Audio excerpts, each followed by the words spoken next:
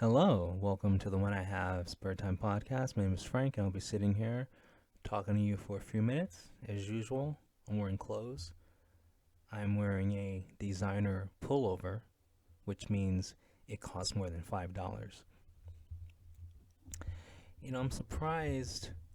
Actually, I'm not surprised, but how some news stories become nationwide, some news stories just get swept under the rug, things that are meaningless get blown out of proportion, things that are world changing, you know, get printed in the Sunday paper at 5 p.m. But it was like last week because like time doesn't matter because I don't even know when this podcast is gonna come out. But anyway, in Philadelphia, another incident happened where a group of monkeys escaped from the zoo. If you've listened to this podcast, you know what I'm talking about. A group of monkeys escaped from the zoo again and wrecked, stole, burglarized, destroyed another property. This time it wasn't in New York. It wasn't a group of three baboons wrecking the fast food joint. No, this is similar, but in Philadelphia, that's like a convenience store called Wawa. Now, first of all, what? Wawa? WAWA. I've never heard of a Wawa, but apparently on the East Coast there's Wawas. Anyway, so in Philadelphia, the city, Philadelphia. Anyway, uh, roughly 100 teens, or roughly 100 people between the age of 10 and late teens, which I can't believe that there's like 10-year-olds. Well, they're going they look like they're 10, like little children. So between 10 and 19, about 100 of them went into Wawa, the convenience store, stole a bunch of stuff, wrecked a bunch of stuff, vandalized, looted. You get the you get the picture, right? Okay. Looking at the surveillance camera, let's just say they're all the same breed of dog. You catch my drift? I don't know if I can use any other references when I say these monkeys escaped from the zoo again. All 100 of them. They must have all escaped from the zoo the same night. The Philadelphia Zoo is missing a lot of monkeys. Okay, and in the surveillance video, they're all having a good old time, wrecking shit, stealing shit, breaking shit. Did I say stealing shit? Unbelievable. The police somehow haven't apprehended one person. Okay, there is surveillance of about 100 juveniles, and they can't find one of them because the police are asking for help to identify, one of the many of them. Which it doesn't matter; they're juveniles. What's gonna happen? You think that 10-year-old's gonna see any time? You think that the 12-year-old who participated? I mean, there's more than one, but like you think the random 12-year-old's gonna do any time? You think the 15-year-old is gonna do any serious time for like stealing a couple of bags of chips? You think that 16-year-old's gonna do any time for knocking down the magazine rack? No. So like, what's the point if you do like catch them? I mean, if you want to stop these animals from wrecking fast food joints, wrecking convenience stores, doing their mob attacks, mob lootings, their mob smash and grabs, you unfortunately or fortunately have to actually give the minors adult jail time. I mean, if you knew that if you did something crazy and you knew that you're a minor, that you're really not going to face any consequences, you're a lot more likely to do it. Now, if you were now if you replace these 100 um, things, I'm sorry, whatever these 100 with like adult age monkeys, I think the chances of them doing it are a little less likely. And when I say little, I say about 3% less likely. You know, I just can't believe that the police have surveillance footage. You see everyone's face clear as day, or should I say dark as night, and they can't find one of the 100 people.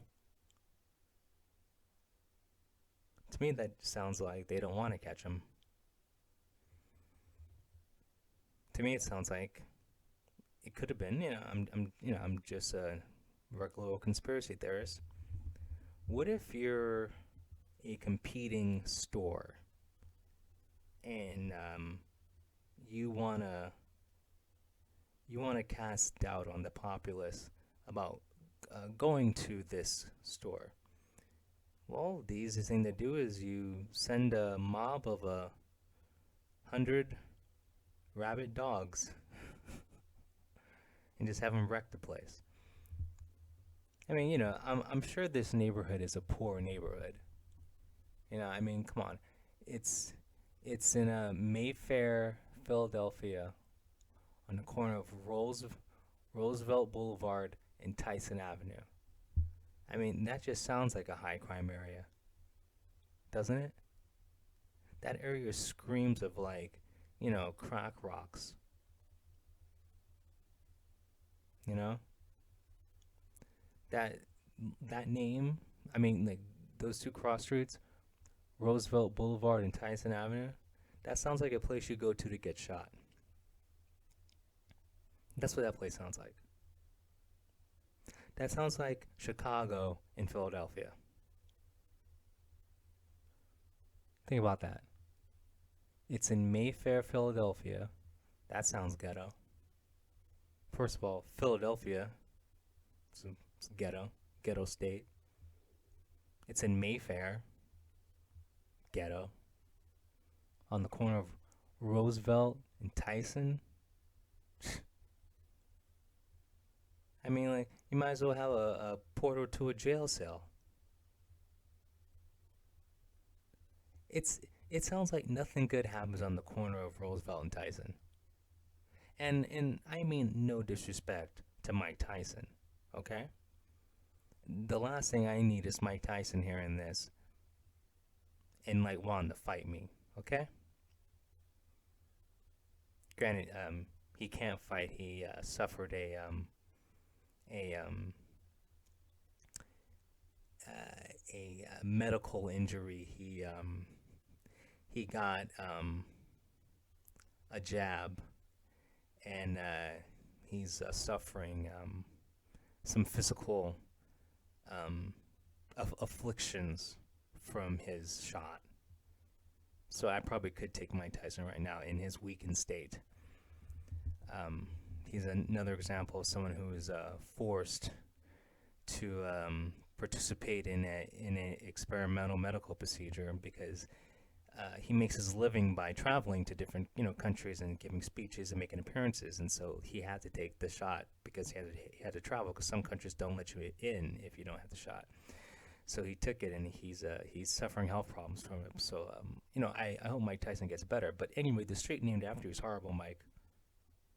You know, it's like it's like the street like took after the younger you. The only thing we're missing is like a knocked out Robin Givens. But anyway, so how do you not be able to identify one of the 100 hooligans? It's because it's probably set on purpose. It's probably, I don't know, Walmart sent them there. I don't know. whoever the competing company is to Wawa, because it makes no sense that you can't identify one of those people. I mean, they all live they all live 2 blocks away. You're telling me that these juveniles drove from out of state to come and loot this place? No, they're half of them don't drive. Half of them don't have a license. They're like, I'm looking at the pictures. Like, so, a lot of these people are too young to drive. So, this is within walking distance, and you can't identify one person, and over half of them already have a record. Come on, think about it. You're 15 years old. Half your life you spent standing on the corner of Roosevelt and Tyson. You think you ain't done something before? Come on. But like, this should be a bigger news story because it just shows the state of America right now. And once again, Mayfair is a blue dominant Democrat, area, which is why it's obviously a crime like that occurs. You know, we gotta we gotta make some changes. And first of all, this is the parents' fault. Whether these juveniles were sent there to do these misdoings, whether or they all were in the same Twitter group, were like, hey, let's all meet up and do a flash mob. Except it's not a flash mob. We're gonna do a flash rob. Come on, let's do a flash rob. Okay, I blame the parents. I bet you out of these hundred juveniles, I bet you out of those 100 juveniles, I bet you 80 of them come from a single parent household. And by single parent, I mean there's just a mom. Usually, kids that have a father have a little bit of discipline and a little more common sense. And it's just think think about how bad that makes your parents look. Yeah, I participated in a flash rob. Like, I mean, your parents or parent did not raise you better to like go, hey, don't rob a store with my 99 other friends. You know,